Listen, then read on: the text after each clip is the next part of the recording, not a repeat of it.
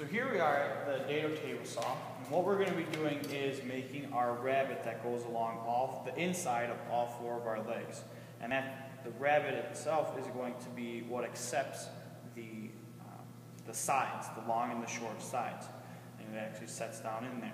So what we want to do is we want to find out what our dimensions are. So we have to find the overall height of the blade and how much blade needs to be exposed. So in order to find out how much of the blade needs to be exposed, you take the overall width minus the distance from the bottom of your board to that in the top or the bottom of the rabbet. Okay? So the overall width is 2.625, and the distance from the bottom of your board to the rabbet is 2.25. Okay? So you have to do that math, figure out how much needs to be exposed. And then the same thing, it basically tells you here what the height of the blade is going to be. Okay? So when we end up sending this through, we're going to be making sure that our inside face faces down and our top edge faces the fence. So what we can do is, again, we talked about deciding what your orientation wants to be. So here's my board. I want to make this my top, so I'm going to place an X, just a small X right here, and that's going to tell me that my X goes against my fence. And I'll go ahead and I'll do that. Maybe I want to try and, I'll try and cut that out. So I already have a small X, but I'll just place an X there. Let's see, which one do I want to be the top? Doesn't necessarily matter, so I'm just going to place a small X here. And this one, I'm going to make this my top. Okay, so again, the X goes against the fence. So I have to set up my height of the blade based off of my plans.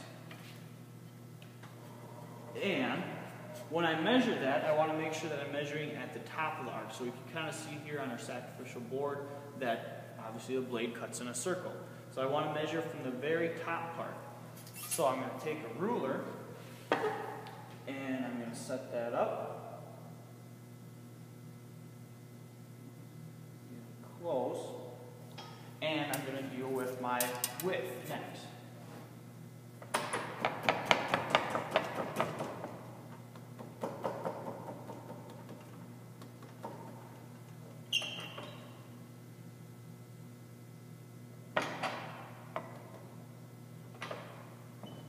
So since this fence is a little bit older, it's a little trickier, you always want to kind of shake it, make sure it's not loose on you so that you actually lock it down properly. So what ends up happening is that if it's not locked down, it'll actually move away from you. So your blade width actually expands or gets further away from the fence the more you push on it.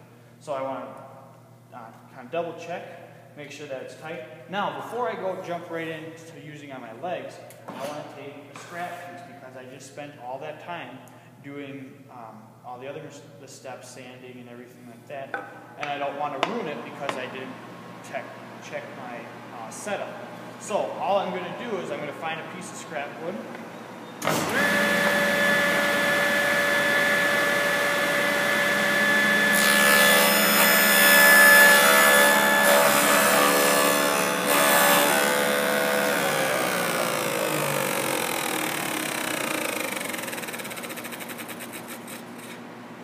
And I just need to run just a little bit because if I hold it tight down and against the fence, it's going to be the same way all the way across. So I want to check the height of my blade. I got my ruler.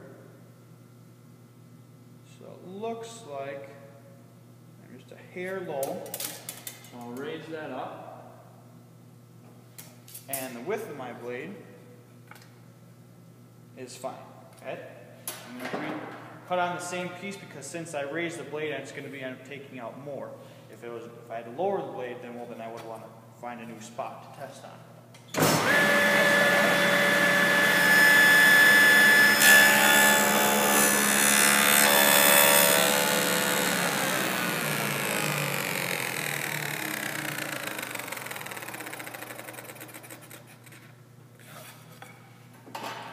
And I have my height. And my height is fine. Okay, so what I'm going to do is I'm going to send through all 4 of my pieces, again making sure that my top goes against my fence and then my inside face goes down.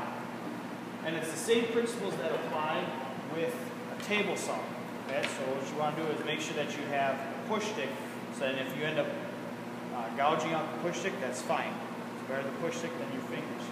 So I'm going to do that for all the pieces, and I would suggest making 2 passes just because of how much material is being hogged out, and you want to make sure that you have a smooth rabbet that runs all the way along the edge.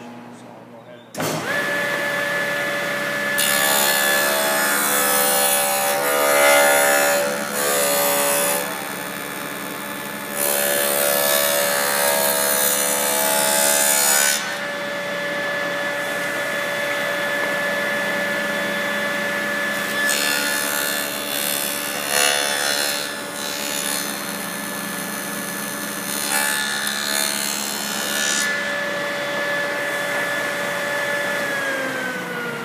and here I have just a little bit left, so all I can do is just kind of rip that off and throw that in the scrap bin.